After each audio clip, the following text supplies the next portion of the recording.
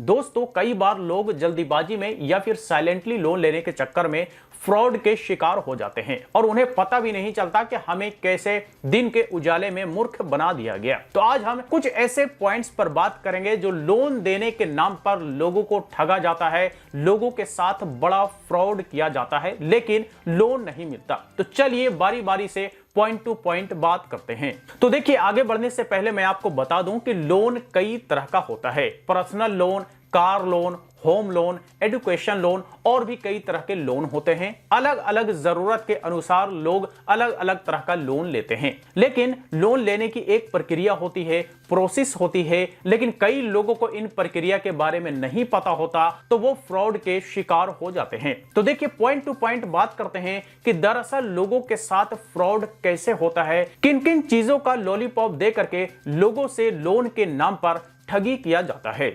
Number 1, advance loan फी।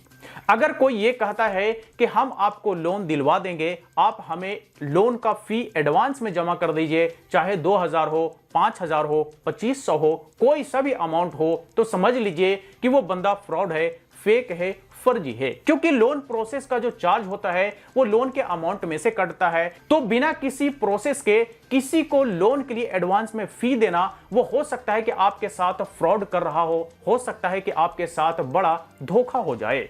Point number 2, अगर कोई आपके सिविल स्कोर को यानी कि क्रेडिट स्कोर को इग्नोर करते हुए या बिना उसकी जानकारी लिए हुए कहता है कि हम आपको लोन दे देंगे, लोन दिलवा देंगे, तो समझिए कि वहां पर कुछ फ्रॉड होने वाला है। क्योंकि सिविल स्कोर एक ऐसा जरिया है फाइनेंशियल लेन देन का जिसे हर एक बैंक और हर एक एनबीएफसी जांच करती है किसी को भी लोन देने से पहले।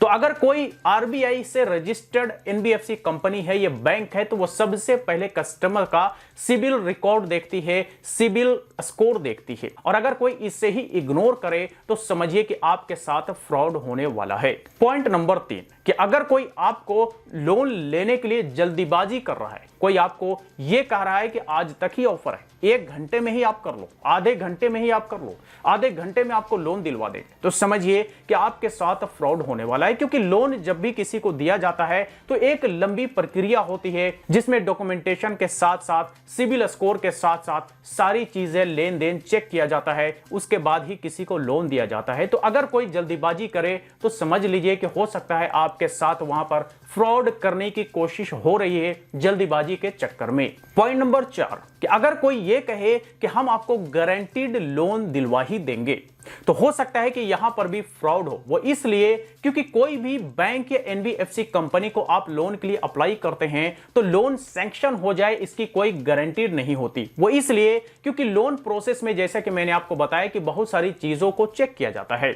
और कई बार लोन एप्लीकेशन रिजेक्ट भी होता है। तो इसलिए अगर कोई गारंटी ले कि हम आपको 100% गारंटी देते हैं तो हो सकता है वहां पर कोई झोल होने वाला है, कोई धोखा होने वाला है आपके साथ। क्योंकि आप ये मान करके चले कि जब भी आप अप्लाई करेंगे तो हो सकता है कि अप्रूव भी हो और हो सकता है कि रिजेक्ट भी हो। गारंटी कोई नहीं लेता, गारंटी बैंक या एनबीएफसी कंपनी का कोई भी एम्प्लॉय नहीं लेता।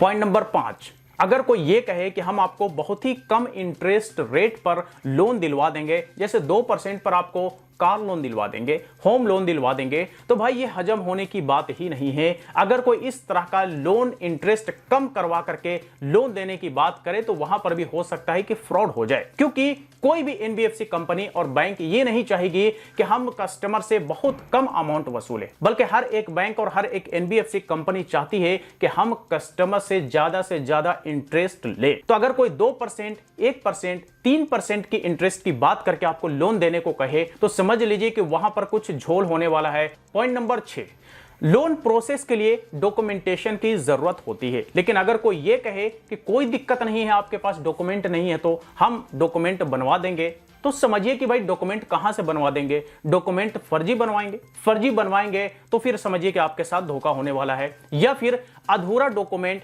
जैसे मान लीजिए कि आप कहें कि सैलरी स्लिप नहीं है, आप कहें कि बैंक स्टेटमेंट नहीं है, अगर फिर भी कोई लोन देने को तैयार हो जाए तो आखिर वो मेहरबान क्यों है, आखिर वो इतना मेहरबान क्यों कि बिना प्रॉपर डॉक्यूमेंट के ही आपको लोन देने को तैयार है। मतलब कुछ तो गड़बड़ है, कुछ तो झोल है कि बिना प्रॉपर डॉक्यूमेंटेशन के भी लोन देने को तैयार है। क्योंकि कोई किसी को पैसे पैसा ऐसे तो नहीं देता, ठीक है। तो पैसे की बात आती है तो लोग बड़ा सतर्क हो जाते हैं, प्रॉपर डॉक्यूमेंटेशन चाहिए होता है, और बिना प्रॉपर डॉक्यूमेंटेशन के अगर कोई लोन दे रहा है, कोई पैसे दे रहा है, तो जरूर कुछ ना कुछ वहां पे झोल है, जरूर कुछ ना कुछ वहां पे फ्रॉड है। Number 7, no actual branch address. जी हां, अगर किसी भी एनबीएफसी कंपनी या बैंक आपको कहती है कि हम आपको लोन दे रहे हैं, लेकिन उसका कोई अता पता नहीं, कोई एक्चुअल एड्रेस नहीं है, तो फिर समझ लीजिए कि आपके साथ फ्रॉड हो सकता है, क्योंकि कोई अता पता होगा नहीं, आपके साथ फ्रॉड हो जाएगा, आपके साथ चीटिंग हो जाएगा। आप जाएंगे कहां पता करेंगे, कहां ढूंढेंगे?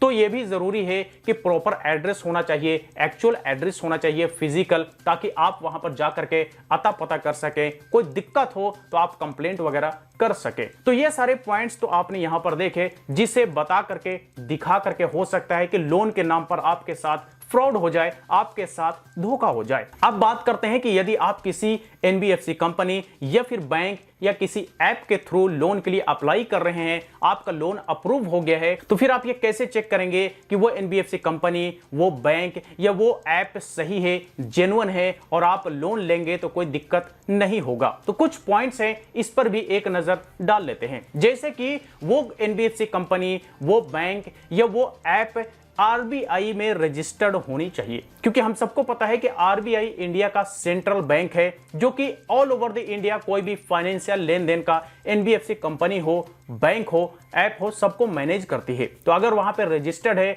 तो मान लीजिए कि वो कंपनी सही है, जेन्युइन है, वहां से आप लोन ले सकते हैं। दूसरा पॉइंट आपको चेक करना है वो ये कि जिस कंपनी से आप लोन ले रहे हैं, क्या उसका फिजिकल एड्रेस है? फिजिकल एड्रेस है तो आप चेक करें, उसे गूगल पे जाकर के वेरीफाई करें, मैप में एक बार आप चेक कर लें, क्योंकि कई बार इस तरह के जो फाइनेंशियल लेन देन की कंपनीज होती हैं वो गूगल के मैप पर भी रजिस्टर्ड होती हैं।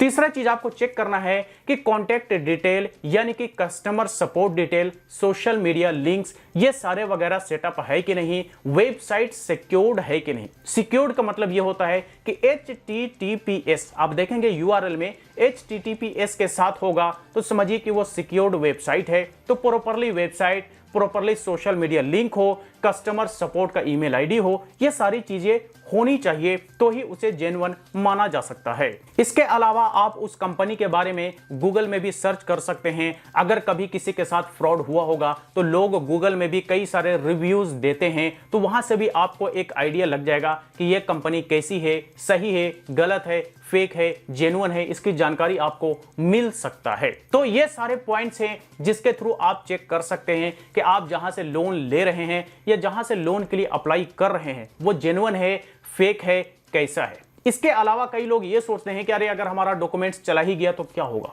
कम से कम फ्रॉड तो नहीं हुआ। तो देखिए, कहीं भी आपका डॉक्यूमेंट्स जाएगा तो उसका मिसयूज हो सकता है। आजकल पैन कार्ड से भी लोगों के साथ बड़ा ही मिसयूज हो रहा है। तो ऐसा बिल्कुल भी ना सोचें कि हमारा डॉक्यूमेंट्स चला गया तो क्या हुआ, बल्कि आपका डॉक्यूमेंट्स का कहीं भी मिसयूज हो सकता है और उसके जिम्मेदार आप होंगे। तो इसीलिए सारी चीजों को सोच समझ के प्रॉपर जांच पड़ताल करने के बाद ही इस तरह का कोई कदम उठाएं। तो बस यही कुछ था आज के इस वीडियो में। इससे रिलेटेड अगर कोई सवाल हो, क्वेरी हो, तो आप हमें कमेंट बॉक्स में लिख करके पूछ सकते हैं। वीडियो अच्छा लगा हो तो लाइक करें, ज्यादा से ज्यादा लोगों के साथ शेयर करें। फिर मुलाकात होती है किसी नए वीडियो के साथ, तब तक के लिए इजाजत दीजिए, बाय बाय।